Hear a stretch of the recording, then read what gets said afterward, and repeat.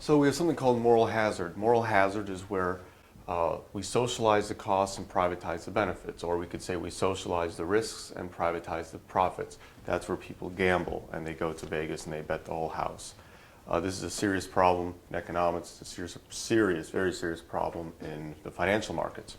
And so Bagehot, a famous economist, he actually wrote in The Economist in the mid-19th century, came up with a rule. And the rule is make high interest rate loans to solvent, illiquid banks. So remember what solvent means. Solvent means assets are greater than liabilities. Illiquid just means your short-term assets are less than liabilities. And so they have assets, they're solvent, they're just out of cash. Why a high interest rate? A high interest rate is to prevent moral hazard. That is, it's a punishment on the bank for becoming illiquid. So recap, Bagehot's rules make high interest rate loans to solvent, illiquid institutions.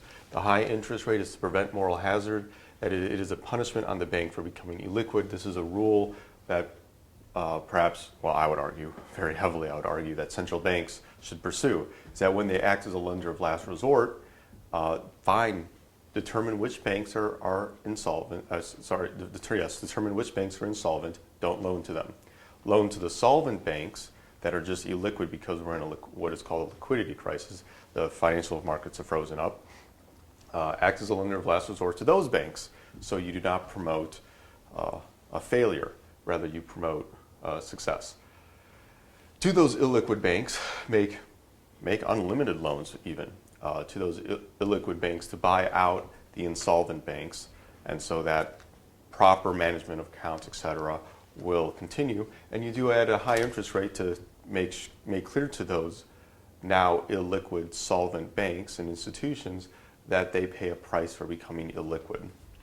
And so there's no incentive for them to become illiquid again, because if you made loans at low interest rates, say 0% interest rate, which is what we did in the financial crisis, and we did not discriminate too much between solvent and insolvent, if we make low interest rates to insolvent, illiquid institutions, we promote moral hazard. So I would argue that in the way we dealt with the financial crisis, we promoted moral hazard by allowing large institutions that became insolvent and illiquid to get unlimited loans, practically speaking.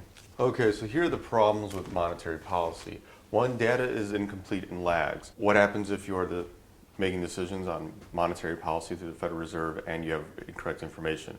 Well, then you're going to use the tools that the Federal Reserve has as its disposal improperly. So imagine increasing the money supply to boost aggregate demand because you believe that aggregate demand has decreased. And new data comes out and says aggregate demand actually didn't decrease. And so what you've done, you've increased inflation with no benefit to society or to the economy. So data is incomplete and lags, and you'll see when they're updating GDP stats, they're always updating it for the next couple of months or quarters or years even, once the data is better fine-tuned. And then, of course, Fed's control of money supply lags. I saw statistics once that said from the point where the central bank increases the money supply to the point where inflation comes about, that is, they've increased M, and so P should go up.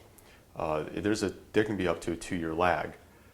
Currently, why don't we have inflation is because we were paying interest rates on reserves, keeping those reserves in the central bank rather than being loaned out. Another thing is that perhaps after the financial crisis, the demand for loanable funds decreased, and so banks could have reserves, but nobody wanted to take a loan out because their expected profits were so low from that loan. There's also a thing, and I just mentioned, sometimes the Fed's control of the money supply is limited by the fact that folks don't want to take loans out.